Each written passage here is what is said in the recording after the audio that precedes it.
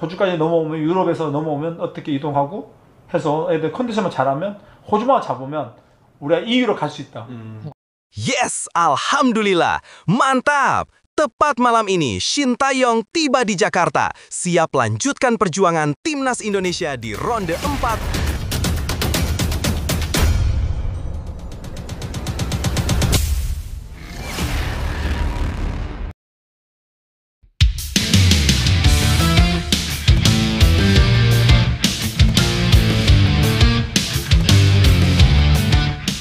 Yes, Alhamdulillah. Mantap! Tepat malam ini, Shin Tae-yong tiba di Jakarta, siap lanjutkan perjuangan Timnas Indonesia di ronde 4 kualifikasi Piala Dunia 2026. Keputusan cerdas Erick Thohir pecat Patrick Kluivert demi selamatkan sepak bola Indonesia.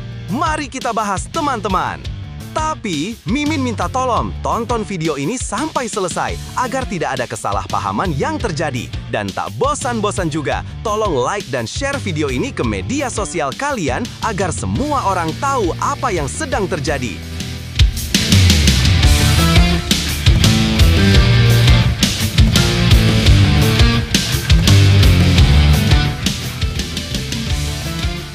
Seperti kita semua ketahui, baru-baru ini terkuak fakta mengejutkan. Coach Justin belak-belakan soal Erick Thohir dan pengganti Shin Tae-yong di Timnas Indonesia. Nama Shin Tae-yong kembali ramai dibicarakan setelah Timnas Indonesia U23 yang ditangani Gerald Vandenberg gagal melangkah ke Piala Asia U23 di Arab Saudi. Situasi ini memunculkan kembali perdebatan seputar pemecatan STY pada awal 2025 lalu. Pandit sepak bola senior Justinus Laksana atau akrab disapa Coach Justin akhirnya angkat bicara. Ia menegaskan tidak pernah membenci Shin Tae-yong, bahkan mengapresiasi besar jasanya. Menurutnya, STY telah melakukan terobosan penting dengan melakukan regenerasi skuad dan membangun pondasi kuat bagi masa depan Timnas Indonesia. Kalau perlu, patung Shin Tae-yong didirikan karena jasanya dalam membangun tim ini luar biasa, ujar Justin dalam sebuah tayangan di kanal YouTube. Namun, Justin juga melihat ada titik stagnasi pada skuad senior yang ditangani STY. Ia menilai performa timnas dalam 6 laga terakhir di bawah arahan pelatih Korea Selatan itu kurang maksimal, hanya mengoleksi 6 poin. Dalam kondisi itulah, ia mengaku berdiskusi dengan Ketua Umum PSSI Erick Thohir. Erick sempat bertanya, bagaimana kalau kita datangkan pelatih Belanda? Saya mendukung. Kenapa? Karena budaya mereka mirip dengan mayoritas pemain kita. Bahasanya juga nyambung, dan hampir semua pelatih Belanda bisa bahasa Inggris. Jadi komunikasi jauh lebih mudah. Justin menambahkan, sejumlah pemain muda seperti Marcelino Ferdinand dan Hernando Ari juga tidak kesulitan berkomunikasi dalam bahasa Inggris meski tata bahasanya belum sempurna. Pernyataan ini menegaskan bahwa dukungan Justin terhadap datangnya pelatih Belanda bukan karena meremehkan STY, melainkan karena melihat kebutuhan perubahan di level senior. Keputusan pun akhirnya diambil. Patrick Kluivert resmi ditunjuk PSSI sebagai pelatih baru Timnas Indonesia. Menurut Justin, meski Kluivert bukan sosok yang luar biasa, setidaknya hasilnya lebih baik. Dia memang belum sempurna, tapi bisa bawa timnas lolos ke ronde 4 kualifikasi Piala Dunia 2026. Itu sudah pencapaian yang lebih baik, tegasnya. Bagi Justin, tolak ukur pelatih tetaplah prestasi, dan sejauh ini Kluivert bisa dianggap memberi peningkatan dibanding era terakhir Shin Tae-yong bersama tim Garuda. Nah, sebelum lanjut mendengar berita ini, untuk para netizen, keluarkan satu kalimat pamungkas untuk menanggapi kabar ini. Menurut kalian, apakah kalian yakin Patrick Kluivert lebih bagus daripada Shin Tae-yong? Dan masih menurut kalian, dengan skuad yang sangat mewah ini, apakah kalian yakin Timnas Indonesia di bawah asuhan Patrick Kluivert mampu lolos ke Piala Dunia 2026? Atau justru kalian punya pendapat lain? Ayo teman, berikan tanggapan kalian di kolom komentar. Bravo Timnas, bravo Patrick Kluivert, bravo PSSI.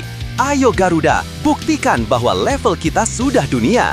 Buktikan bahwa kita adalah raksasa Asia. Tiket Piala Dunia harga mati. Di sisi lain, jangan lupa juga satu kalimat khusus untuk Patrick Kluivert CS yang sedang berusaha keras memajukan sepak bola Indonesia. Silahkan tulis di kolom komentar. Ayo terbang tinggi Garuda!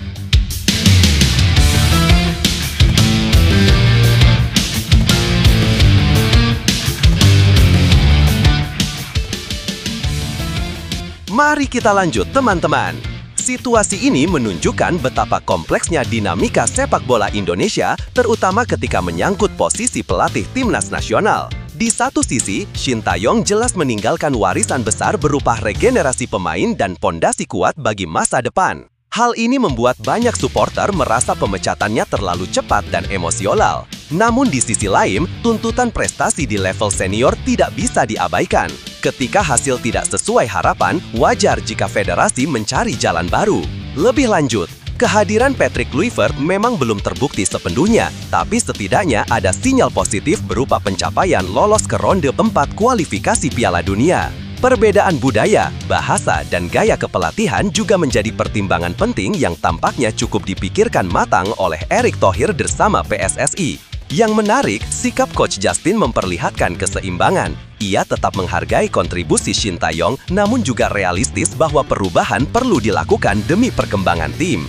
Dari sini terlihat bahwa sepak bola Indonesia sedang berada di persimpangan antara melanjutkan fondasi yang dibangun dengan kesabaran atau mengambil risiko dengan arah baru demi hasil cepat. Yang paling penting bukan sekedar siapa pelatihnya, tapi konsistensi federasi dalam memberi dukungan, membangun ekosistem yang sehat, serta menjaga kesinambungan program jangka panjang. Tanpa itu, siapapun pelatihnya akan menghadapi siklus yang sama, ekspektasi tinggi, tekanan besar, lalu berakhir dengan pemecatan. Perjalanan timnas Indonesia saat ini mungkin penuh dinamika, ada rasa kecewa, ada juga harapan baru. Tapi justru di momen seperti ini semangat kita sebagai pendukung harus tetap menyala. Ingat, fondasi kuat sudah dibangun, generasi muda berbakat sudah muncul, dan peluang untuk melangkah lebih jauh semakin terbuka. Jangan biarkan pergantian pelatih membuat kita goyah. Setiap perubahan pasti membawa tantangan, tapi juga peluang untuk menjadi lebih baik. Timnas butuh dukungan penuh, bukan hanya di saat menang, tapi juga ketika mereka masih berjuang menemukan bentuk terbaiknya. Percayalah, dengan kerja keras, disiplin, dan doa dari seluruh rakyat Indonesia, tim ini bisa menorehkan sejarah baru. Mari kita bersatu, tetap percaya, dan terus berdiri di belakang Garuda. Karena kejayaan tidak datang dalam semalam, tapi dari keberanian untuk terus melangkah meski jalan terasa berat.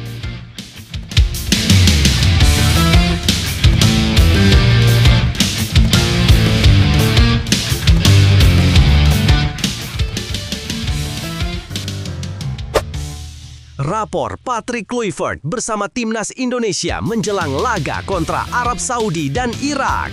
Patrick Kluivert resmi mengambil alih kursi pelatih timnas Indonesia sejak 8 Januari 2025 menggantikan Shin Tae-yong. Mantan striker timnas Belanda itu datang ketika Garuda masih berjuang di fase ketiga kualifikasi Piala Dunia 2026. Setelah gelaran Piala AFF 2024 usai, ia langsung memegang kendali penuh. Sejak awal masa kepemimpinannya, Kluivert sudah mendampingi Indonesia dalam 6 pertandingan, 4 diantaranya di ajang kualifikasi Piala Dunia 2026, sementara 2 lainnya berlangsung di agenda FIFA Matchday. Debutnya memang kurang manis. Indonesia harus mengakui keunggulan Australia dengan skor telak 1-5 pada laga di Melbourne 20 Maret 2025. Namun, hanya berselang 5 hari, ia berhasil mencatat kemenangan pertamanya. Gol tunggal oleh Romeni memastikan Garuda meraih poin penuh saat menekuk Bahrain. Kemenangan kedua hadir ketika menjamu Cina pada 5 Juni 2025. Hasil itu sekaligus mengantar Indonesia melaju ke fase keempat kualifikasi Piala Dunia 2026. Sayangnya, momentum positif tersebut terhenti setelah Jepang melibas Indonesia 6-0 pada laga terakhir fase ketiga. Memasuki jeda internasional September 2025, Kluivert kembali menguji timnya. Hasilnya cukup memuaskan. Indonesia menggilas Taiwan dengan skor 6-0, lalu menahan imbang Lebanon tanpa gol. Secara keseluruhan, dari 6 pertandingan yang sudah dipimpin Kluivert, Indonesia mencatat 3 kemenangan, 1 hasil imbang, dan 2 kekalahan. Tugas besar kini menanti. Indonesia harus menghadapi 2 lawan berat, yakni Arab Saudi dan Irak pada fase keempat kualifikasi Piala Dunia 2026. Hasil di laga ini bisa menjadi tolak ukur penting sejauh mana racikan Kluivert mampu membawa Garuda bersaing di level elit Asia. Rekap hasil pertandingan era Kluivert. Kualifikasi Piala Dunia 2026. Australia 5-1 Indonesia 20 Maret 2025. Indonesia 1-0 Bahrain 25 Maret 2025. Indonesia 1-0 Cina 5 Juni 2025. Jepang 6-0 Indonesia 10 Juni 2025. FIFA Matchday September 2025. Indonesia 6-0 Taiwan 5 September 2025. Indonesia 0-0 Lebanon 8 September 2025. Lebih lanjut, melihat perjalanan Patrick Kluivert sejauh ini bisa dikatakan awalnya penuh dinamika. Kekalahan telak dari Australia dan Jepang memang meninggalkan catatan serius soal konsistensi, terutama dalam menghadapi tim besar Asia. Namun, kemenangan atas Bahrain dan Cina menjadi bukti bahwa Kluivert mampu membawa tim tampil disiplin ketika berada di bawah tekanan. Hasil imbang melawan Lebanon menunjukkan masih ada pekerjaan rumah dalam memaksimalkan serangan, tetapi kemenangan telak atas Taiwan menegaskan kualitas Garuda ketika bertemu lawan dengan level yang setara atau di bawahnya. Dengan 3 kemenangan, 1 imbang dan 2 kekalahan, rapor Kluivert tergolong cukup baik untuk pelatih yang baru beberapa bulan menangani tim. Tantangan terbesar kini ada di depan mata, yakni menghadapi Arab Saudi dan Irak. Kedua laga itu akan menjadi ujian sesungguhnya untuk mengukur sejauh mana racikan Kluivert mampu bersaing di panggung Asia. Jika mampu tampil berani, disiplin, dan cerdas memanfaatkan peluang, timnas Indonesia berpotensi memberikan kejutan dan menjadi asa menuju Piala Dunia 2026. Tidak ada perjalanan besar yang tercapai tanpa rintangan. Timnas Indonesia sudah menunjukkan bahwa mereka bisa bangkit setelah jatuh, bisa menang ketika banyak yang meragukan, dan bisa berdiri sejajar dengan lawan-lawan tangguh. Saat melawan Arab Saudi dan Irak, semangat juang harus jadi senjata utama. Tidak perlu takut pada nama besar, karena yang menentukan hasil bukan sejarah, melainkan kerja keras hari ini. Dengan disiplin, keberanian, dan keyakinan, Garuda bisa membuktikan bahwa mimpi tampil di Piala Dunia bukan sekadar angan-angan. Untuk para pemain, ingatlah bahwa kalian membawa harapan jutaan rakyat. Untuk para supporter, doa dan dukungan kalian adalah energi yang membuat tim ini semakin kuat. Bersama, kita bisa membuat dunia melihat bahwa Indonesia punya nyali untuk bersaing di level tertinggi. Garuda tidak hanya bermain dengan kaki, tapi juga dengan hati. Kini waktunya terbang lebih tinggi. Tanda kegagalan timnas Indonesia U23 ke Piala Asia U23 2026 sudah terlihat sejak ditahan Laos. Pengamat sepak bola nasional Kesit Budi Handoyo menilai kegagalan timnas Indonesia U23 melaju ke Piala Asia U23 2026 bukanlah sesuatu yang mengejutkan. Menurutnya, tanda-tanda itu sudah tampak sejak Garuda Muda hanya mampu bermain imbang melawan Laos U23 di laga perdana Grup J. Timnas Indonesia U23 resmi tersingkir setelah kalah tipis 0-1 dari Korea Selatan U23 pada pertandingan terakhir di Stadion Gelora Delta, Sidoarjo, Selasa 9 September 2025. Hasil tersebut membuat Indonesia finish di posisi kedua dengan 4 poin, hasil dari kemenangan besar atas Makau 5-0 dan imbang tanpa gol dengan Laos. Sementara itu, Korea Selatan tampil sempurna dengan 3 kemenangan dan lolos sebagai juara grup. Kesit menilai hasil imbang melawan Laos menjadi titik awal masalah. Menurutnya, andai Indonesia bisa menyapu bersih 2 laga awal, maka duel kontra Korea Selatan akan lebih ringan meskipun tetap sulit untuk dimenangkan. Sejak gagal menang melawan Laos, sebenarnya sudah kelihatan jalannya.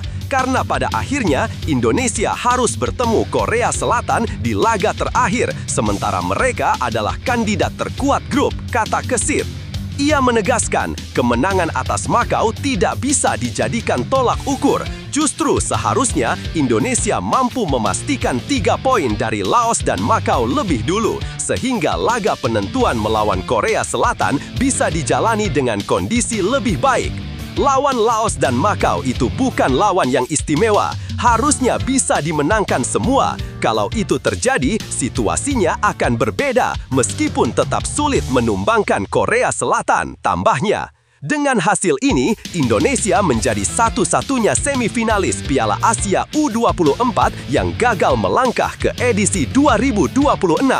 Lebih lanjut, kegagalan Timnas Indonesia U23 lolos ke Piala Asia U23 2026 bisa dibilang menyakitkan, tetapi sebenarnya bukan hal yang mengejutkan. Sejak ditahan imbang Laos, sinyal bahaya sudah terlihat. Tim yang punya kualitas dan ambisi besar tidak seharusnya kehilangan poin dari lawan yang levelnya setara atau bahkan di bawah.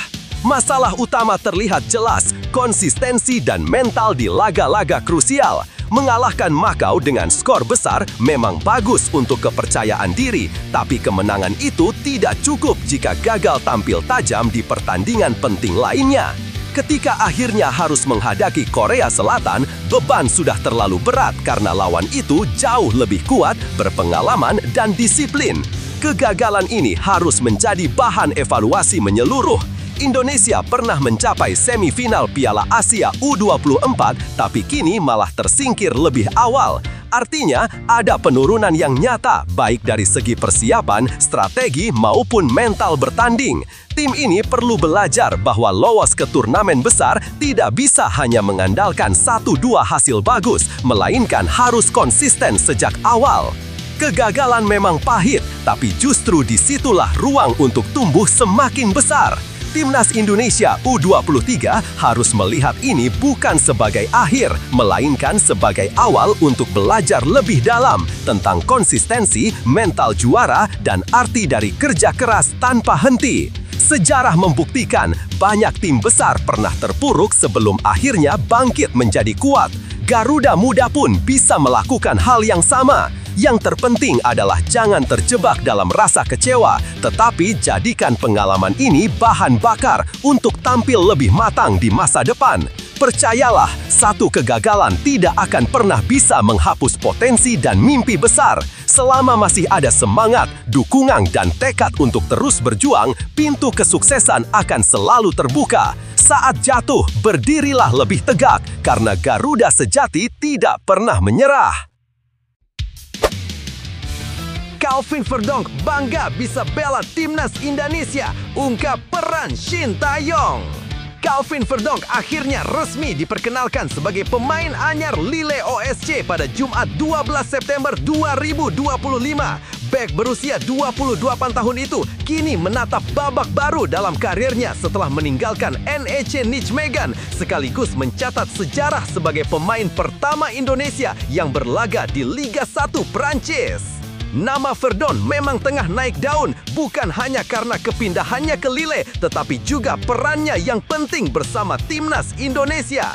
Dalam wawancara dengan media Prancis, ia mengaku sangat bangga bisa membela skuad Garuda.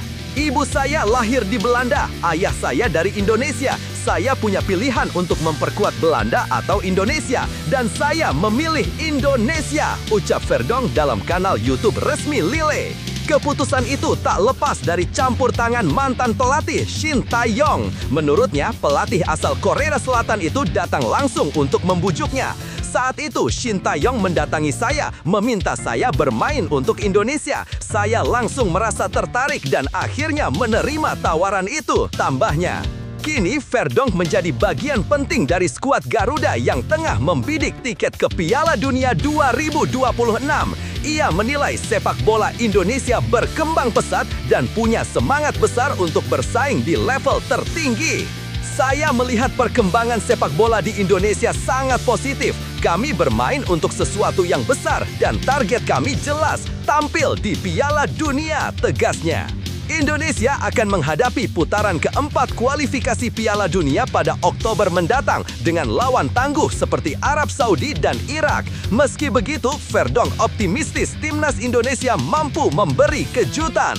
Lebih lanjut, keputusan Calvin Verdonk untuk memilih Indonesia dibanding Belanda menunjukkan bahwa ikatan emosional dan rasa kebanggaan bisa lebih kuat daripada sekadar faktor teknis dalam sepak bola. Peran Shin Tae-yong di balik keputusannya juga membuktikan bagaimana komunikasi dan pendekatan personal mampu memberi dampak besar. Kini kehadiran Verdong di Liga 1 tak hanya jadi prestasi individu, tetapi juga membawa nama Indonesia semakin dikenal di kancah sepak bola Eropa. Optimismenya soal peluang Garuda menuju Piala Dunia 2026 patut diapresiasi meski perjalanan jelas tidak mudah melawan tim sekelas Arab Saudi dan Irak. Namun dengan semangat, kualitas pemain diaspora dan dukungan supporter, Indonesia punya kesempatan untuk membuktikan diri di level tertinggi. Langkah Calvin Verdong adalah contoh nyata bahwa mimpi besar bisa diraih jika kita berani mengambil keputusan dan percaya pada potensi diri. Ia meninggalkan zona nyaman, memilih tantangan baru, dan kini membawa kebanggaan bagi Indonesia di level tertinggi sepak bola. Dari kisah ini kita bisa belajar, jangan pernah ragu mengejar apa yang kita yakini. Perjalanan mungkin penuh rintangan, tapi dengan kerja keras, keyakinan, dan semangat pantang menyerah, pintu kesempatan akan terbuka. Jika Verdong bisa menembus Liga 1 dan berjuang menuju Piala Dunia, maka kita pun bisa mewujudkan impian masing-masing, asalkan terus berusaha. Media Italia kagum dengan performa Emil Audero bersama timnas Indonesia jadi penentu di lapangan. Emil Audero Mulyadi kembali mencuri perhatian setelah tampil gemilang bersama timnas Indonesia. Penjaga gawang Cremonese itu menuai banyak pujian, termasuk dari media Italia, Tutto Mercato Web, yang menilai Emil sebagai sosok kunci dalam skuad Garuda. Pada FIFA Matchday September 2025, Emil tampil penuh dalam 2 laga, yakni saat Indonesia mengalahkan Thailand dengan skor telak 6-0 5 September dan menahan imbang Lebanon 0-0 8 September. Dari 2 pertandingan itu, Emil sukses menjaga gawangnya tetap steril alias mencatatkan clean sheet. Penampilan solidnya membuat kehadirannya di bawah Mista Garuda sulit tergantikan, terutama ketika kiper utama lain, Marten Paes, tidak tersedia.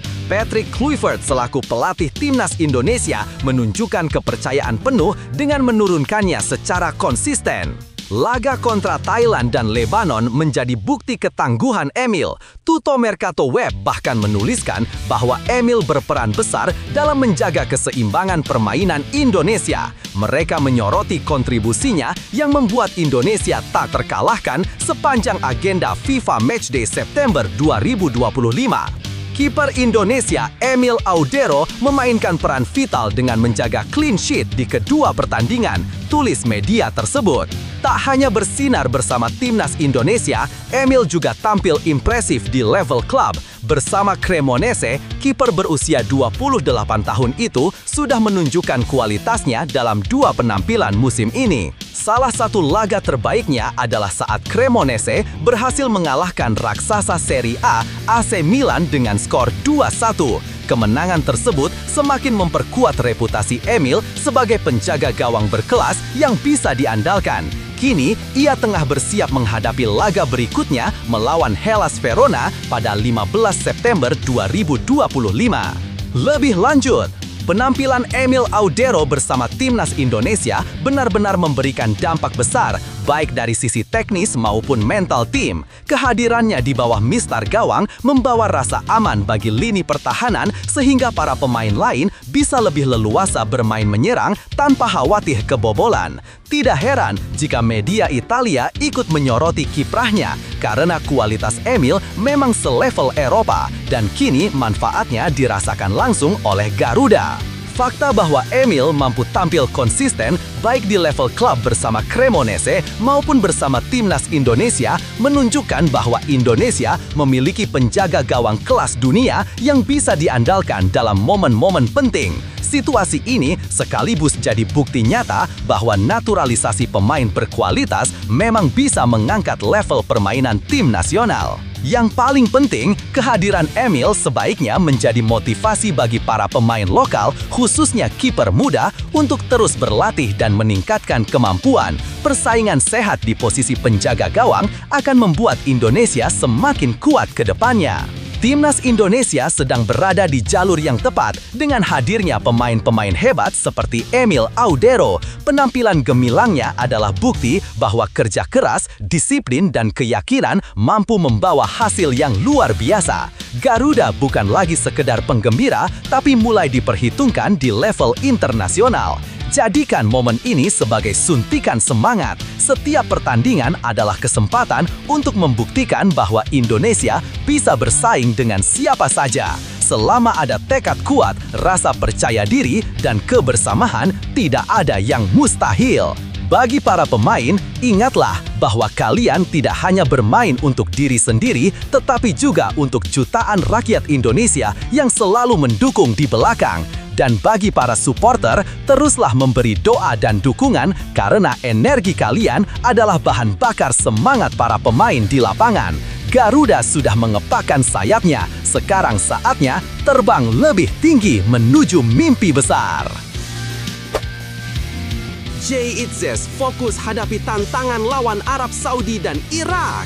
Kapten Timnas Indonesia, Jay Itzes, menatap dengan serius dua laga penting kontra Arab Saudi dan Irak di putaran keempat kualifikasi Piala Dunia 2026 yang akan berlangsung pada Oktober mendatang. Tim Garuda baru saja menyelesaikan agenda FIFA Matchday September. Dalam dua laga uji coba itu, Indonesia sukses menang telak 6-0 atas Taiwan, lalu ditahan imbang tanpa gol oleh Lebanon. Jay hanya tampil saat menghadapi Lebanon. Meski hasil imbang melawan Lebanon sedikit mengecewakan, Jay menegaskan fokusnya kini sepenuhnya tertuju pada pertandingan krusial bulan depan. Persiapan sudah selesai, pikiran tetap terjaga. Saatnya menghadapi laga sesungguhnya bulan depan. Tulisnya melalui Instagram Kamis 11/9. Dalam unggahan yang disertai foto-foto laga melawan Lebanon tersebut, pemain Sassuolo itu juga menyampaikan belas sungkawa kepada supporter yang meninggal dunia saat pertandingan. Semoga supporter yang berpulang mendapat tempat terbaik. Doa kami bersama keluarga yang ditinggalkan, tambahnya. Respons positif pun berdatangan dari rekan setim seperti Rafael Struijk, Kevin Dix, dan Mark Klok, serta dukungan dari staf dan supporter Timnas Indonesia. Berdasarkan jadwal, Indonesia akan melawan Arab Saudi pada 8 Oktober dan menghadapi Irak pada 11 Oktober di Jeddah. Dua laga ini sangat menentukan langkah Garuda. Jika mampu menjadi juara grup B, Indonesia akan langsung lolos ke Piala Dunia 2026. Namun jika hanya finish sebagai runner-up, skuad asuhan Patrick Kluivert harus menjalani laga play-off melawan runner-up grup A demi satu tiket ke play-off interkontinental. Sebaliknya, bila menempati posisi juru kunci, perjuangan Indonesia di kualifikasi Piala Dunia 2026 otomatis terhenti. Lebih lanjut, situasi yang dihadapi Timnas Indonesia saat ini bisa dibilang berada di titik yang sangat menentukan. Laga melawan Arab Saudi dan Irak bukan sekedar pertandingan biasa, melainkan ujian sesungguhnya apakah Garuda mampu bersaing di level tertinggi.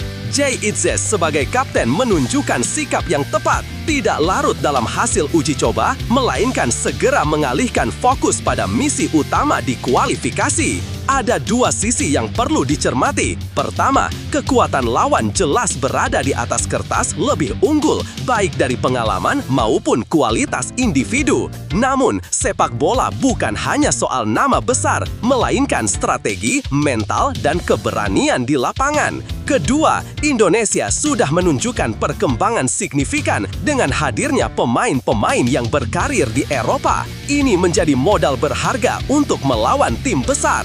Unggahan Jay yang menyampaikan belas sungkawa juga menunjukkan bahwa tim ini punya sisi emosional yang dekat dengan supporternya. Ikatan emosional antara pemain dan pendukung bisa menjadi energi tambahan dalam laga krusial nanti. Pada akhirnya, perjalanan menuju Piala Dunia memang tidak mudah, tapi peluang selalu ada selama skuad bisa bermain kompak, disiplin, dan berani mengambil risiko. Jika bisa memaksimalkan momen di Jeddah, Timnas Indonesia bukan hanya akan mencatat sejarah, tetapi juga membuktikan bahwa mimpi tampil di Piala Dunia bukan lagi sekedar wacana.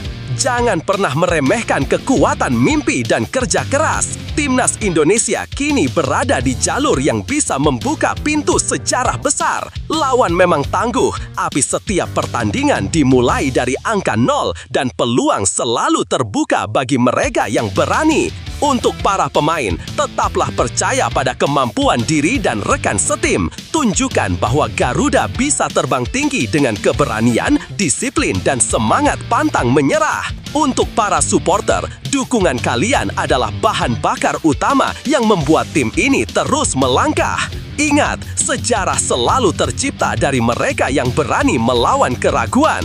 Indonesia punya kesempatan emas dan bersama-sama tidak ada yang mustahil. Saatnya membuktikan bahwa mimpi ke Piala Dunia bisa menjadi kenyataan.